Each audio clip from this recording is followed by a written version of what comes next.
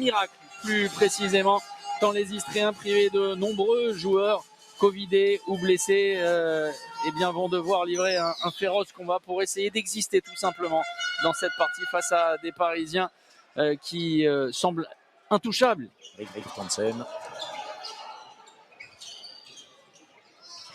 C'est bien joué, très beau décalage. Et le premier but inscrit dans cette rencontre.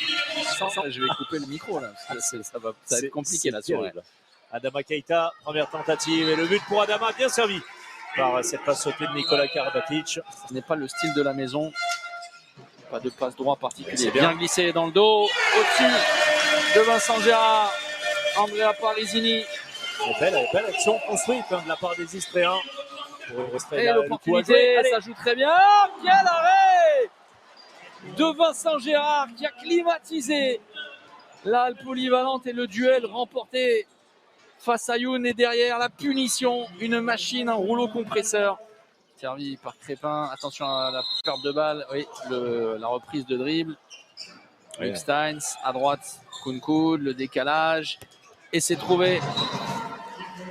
Benoît Kounkoud dans une grande forme, on le dit depuis le début de la saison, on le dit depuis un bon bout de temps.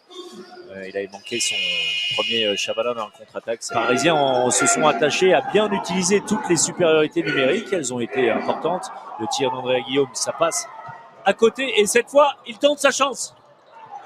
Et il le fait, mais très bien. Parce que sur le coup, là, Vincent, il est sur la ligne, hein, il est vraiment à 40 mètres du but adverse. Il a pris tout son temps, regardez-le. Il est vraiment, pour le coup, très loin. C'est bien dosé et ça rentre directement. Première passe. 4 secondes, Karabatic. Il faut tirer, ballon récupéré. On va en rester là à la pause avec cette incompréhension. 16-10 en faveur du Paris Saint-Germain. Ça a bien été fait de la part des Istréens qui ont perturbé la première passe de Sadou Ntanzi. Ensuite, ça a été beaucoup plus compliqué pour aller jusqu'au but. Et la perte de balle, 16-10, logiquement, pour les Parisiens. C'est une base arrière avec les deux mêmes arrières latéraux qu'en début de partie. Nicolas Karabatic et Denis Christopans. Et Sadou Ntanzi à la même. Avec Louis Roche qui a été un peu enrhumé là-dessus. Avec monsieur Louis Morales au premier, le président historique des Istres au premier plan. Le club de Faroudine Melic. Voilà.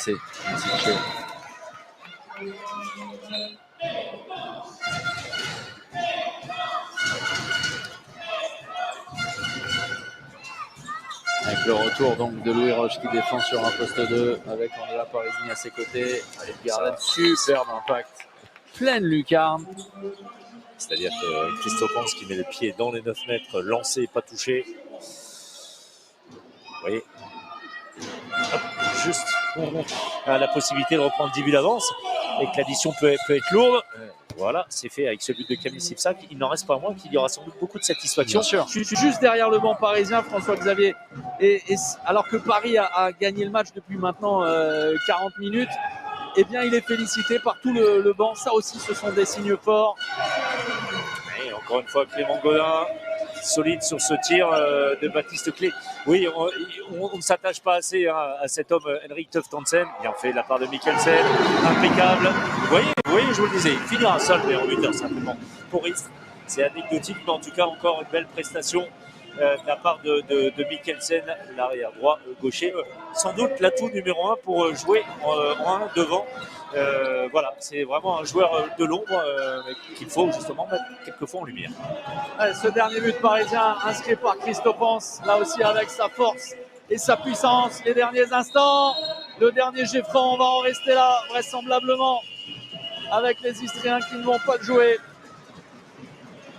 Et la victoire du Paris Saint-Germain, 37-28. Paris conserve son avance considérable, fait un pas de plus vers le titre de champion, assure évidemment son titre honorifique de meilleure attaque du championnat avec à nouveau plus de 35 buts inscrits, 36,4 c'était la moyenne de buts inscrits avant cette rencontre.